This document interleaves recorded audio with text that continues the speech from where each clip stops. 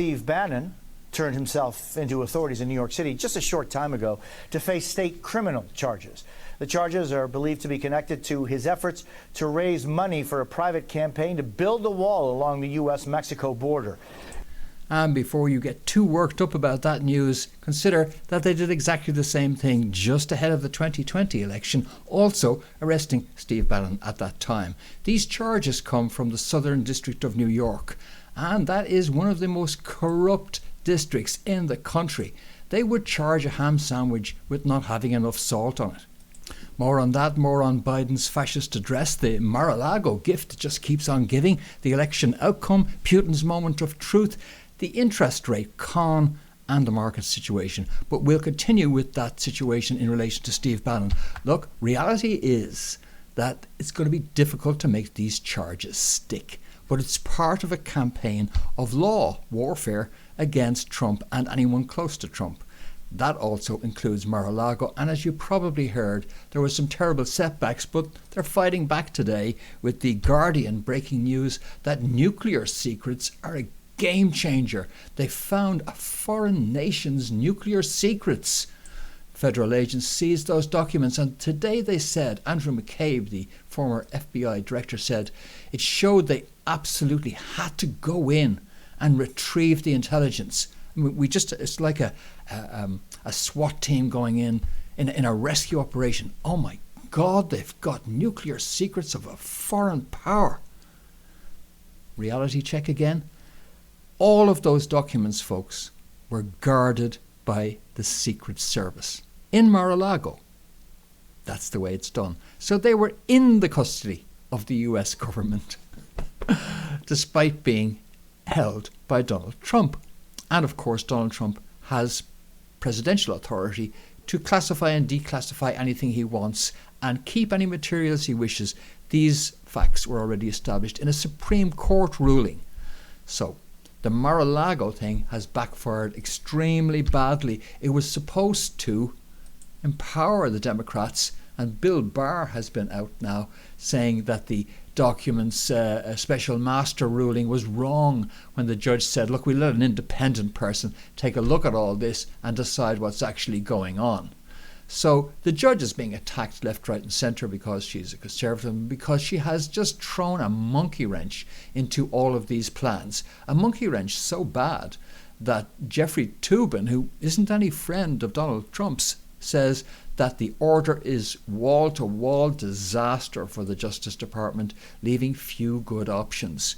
What does he mean by that?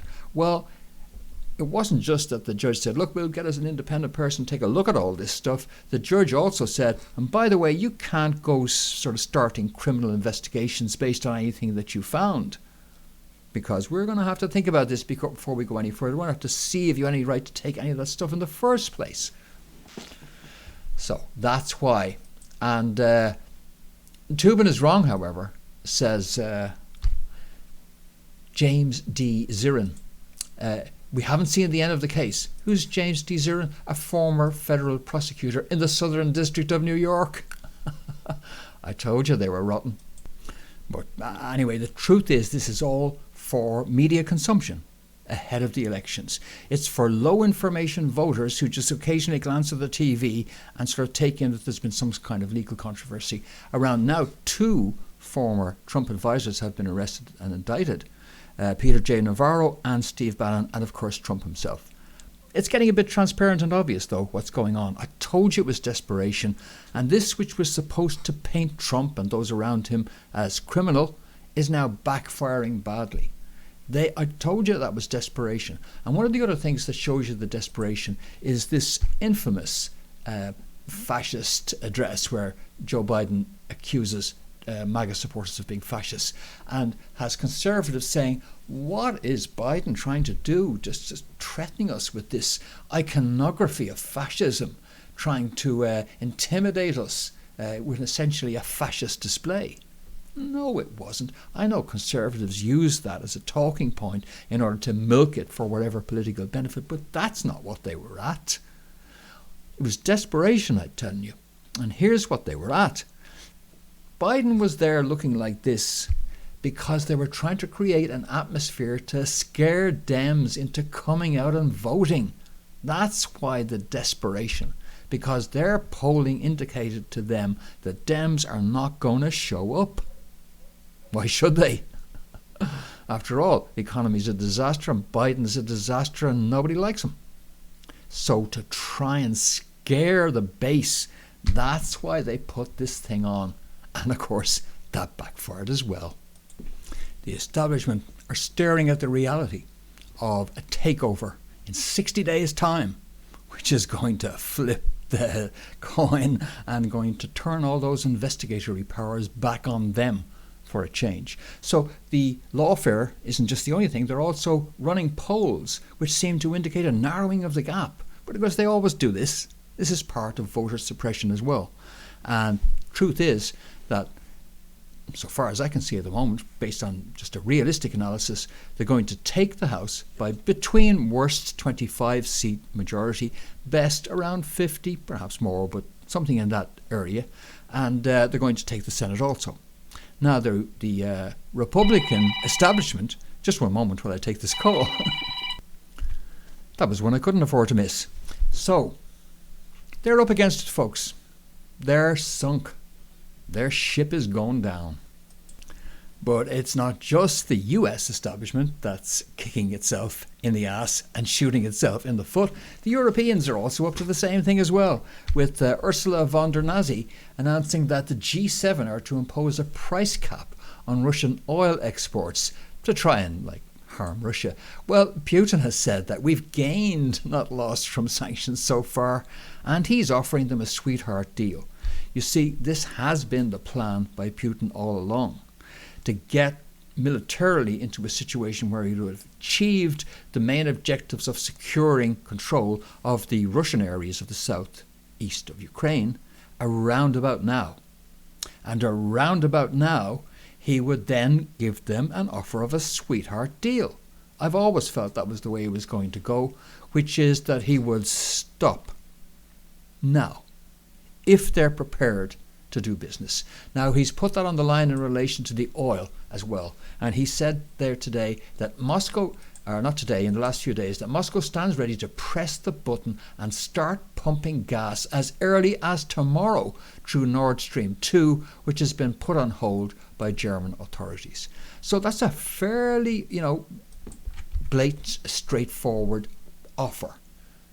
You ease the sanctions, back off on us, and I'll start up the oil straight away. Germany will not freeze this winter. Now, I'm not saying that they're going to take the deal that Putin's offering, but I would if I was them. But it's brilliant, because this has always been the plan, to bring them to the point of maximum economic pain with, double the pain about to come by around about the end of September, and then see where we go from there. Meanwhile, Christine Lagarde of the ECB has announced rate hikes in Europe to match the kind of rate hikes you've seen in the United States. So what's this all about? It's about cutting back on inflation, isn't it? No, it's got nothing to do with cutting back on inflation. There isn't inflation. Inflation is a phenomenon caused by, generally speaking, too much demand for the available supply. But there isn't too much demand. We're not all swanning around our pockets full of pound notes and dollars and euros, itching to spend them, absolutely loaded, everybody having a great time, party on. It's not. So how can there be an inflation problem? The prices have gone up because of the supply side shock and nothing else. And no amount of raising interest rates will produce more oil to solve that. So this whole thing about them saying this is all about inflation, it's not. So what is it? It's all about supporting the currency because they're about to print. That's why. Because, for example, the ECB and Britain at the moment has already determined that what it's going to do with the financial crisis is it's going to just write a whole load of bonds and finance it over 20 years. But of course, somebody's going to have to buy those bonds. And when they take a look at the interest rate in the United Kingdom, they might be saying, I might buy them if the interest rates were a bit higher. That's why this is going on, because they're having to defend the currency. Now, that is anti-inflationary, because if you don't defend your currency, if your currency drops against the price of oil, that's effectively inflation, isn't it? So the interest rates are designed to drive currency movement, not the price of oil. Christine Lagarde is just pulling a fast one, and so is the Fed. Turning to the real world of the actual markets, as real as that gets, I did warn some time ago of an imminent market crash, and indeed it happened. Market collapsed, and then it came back up again. And what's it going to do now? Well, it's going to collapse again. If you think the market can sustain itself in the teeth of escalating interest rate rises and an economic implosion, you got another thing coming. It's not going to happen. And if I was in markets, or if I was in crypto, particularly any kind of crypto, I would be running for the hills at the moment, and I'd be in something safe. And Bitcoin ain't the something safe I'm thinking of. These times, at the best of times, are just far too volatile to be in that kind of a risk asset. So, what else?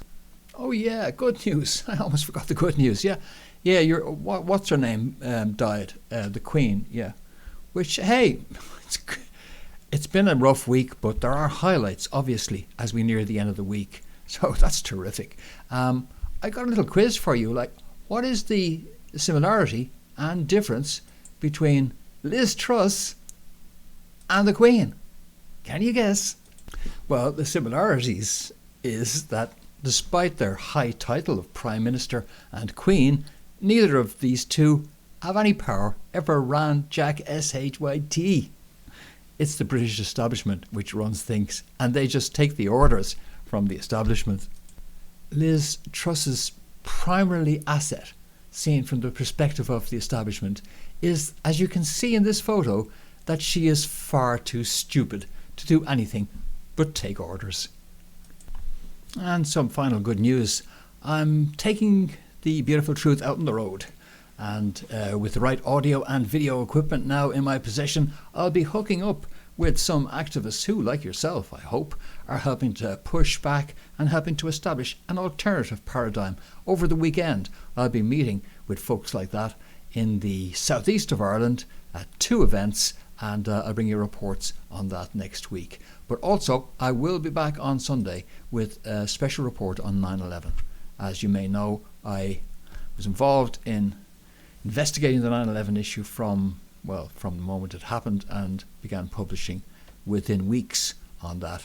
And I'd like to present you with an analysis which I've put together on 9/11. I hope you find it interesting. I hope you join me for that, and I look forward to your company then and next week for those reports of the beautiful truth on the road.